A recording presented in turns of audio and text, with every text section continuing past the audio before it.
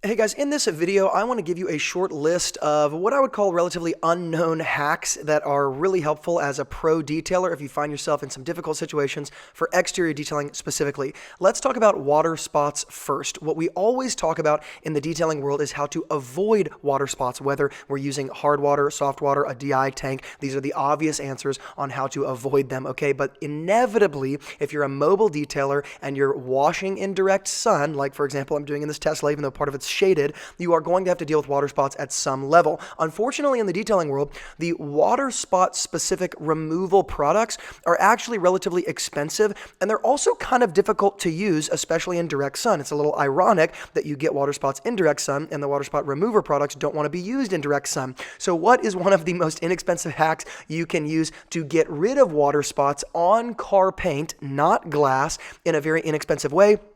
Believe it or not, you can use something like Meguiar's wheel brightener diluted around 10 to 1. Any acidic wheel cleaner actually will do this and will be safe for clear coated painted parts of the car. Like I said, don't use it on glass and I don't spray it directly on the paint. Generally, I will soak a microfiber towel in a very diluted form of Optimum No Rinse. I'll fold it into fourths, and on the face of my towel, I will douse it in a 10 to 1 dilution of Meguiar's wheel brightener. Very gently move across the paint and it removes water spots in no time. Like I said, avoiding water spots is best, but inevitably you have to learn how to remove them if you get them. That's the easiest way to do it. I will then use a second microfiber towel doused in the same Optimum No Rinse and remove the residue, moving on with my life. Now, of course, this brings up the question, how do you deal with water spots if you get them on car glass, which again is inevitable if you're washing in direct sun like this, or even on this Tesla, of course, where the roof is a lot kind of made up almost exclusively of glass. So what do I do in those situations? This little trick only works for water spots that were put in by you as the detailer on location.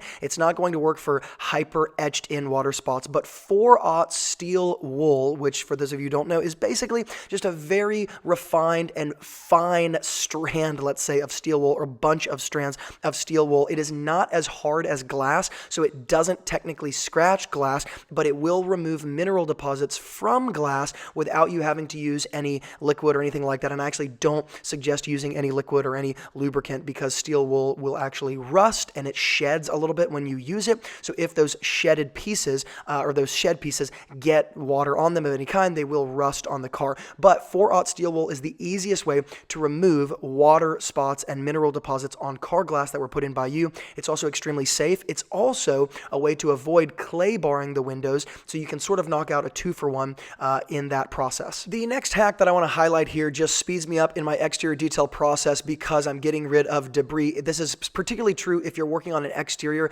that's really, really dirty. I lift the hood, I open all the doors, and this is only for exteriors. Again, lift the hood, open all the doors, open the trunk, I take an air compressor, and I blow out all of the door jambs very, very quickly, specifically, and I would focus on in the engine bay compartment, the jam essentially where the windshield and the black plastic trim meet before you actually get to the engine itself. A lot of times you get a ton of buildup of debris, of dirt in these areas, and if you don't blow it out beforehand, if you're doing a sort of disaster detail scenario, you can spend ages using your pressure washer washing the car. You've got done washing the car, and then all of a sudden there's debris that gets blasted out of some random crack or crevice from your pressure washer, and you have to go over that area once again. It only makes sense kind of like vacuuming debris before introducing liquid to a carpet. The same is true of the exterior, and it takes 2 seconds to do that. Next, and this is something that again I would highlight for average details that make up 80 to 90% of what you do, I almost always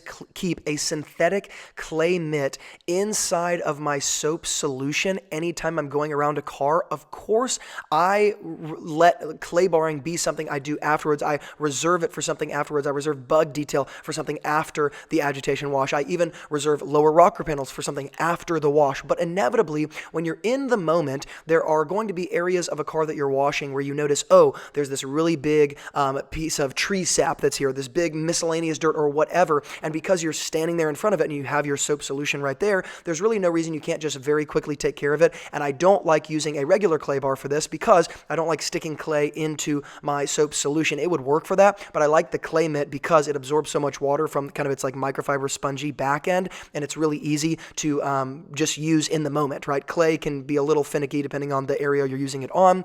Clay mitt, it serves this purpose really, really well. So I stick a clay mitt in my soap solution so it's always there. I don't always use it, but if I need to, it's right there, and I can just grab it, take care of this tiny little area, and move on with my life. And the last hack for exterior detailing that will just save you a lot of headache if you've never experienced this before is I always, in a pre-detailed checklist, whether it's interior or exterior, go around and I note pieces of damage, and I have another video talking about the specific checklist I use. However, for an exterior detail specifically, I am always looking for paint chips where there's either delamination underneath the paint, and it's obvious because there's almost space in between the paint and the body itself, or any chips that are large enough for me to notice quickly. I'll take some very, very simple blue painter's tape, cover the chip, because one of the easiest things to do accidentally, even with a very non-powerful pressure washer like the electric, Snow Joe you see me using right here, if you get a little too close to the paint accidentally, you can widen that chip, rip off more paint with like barely doing anything, right? It's just easy to do,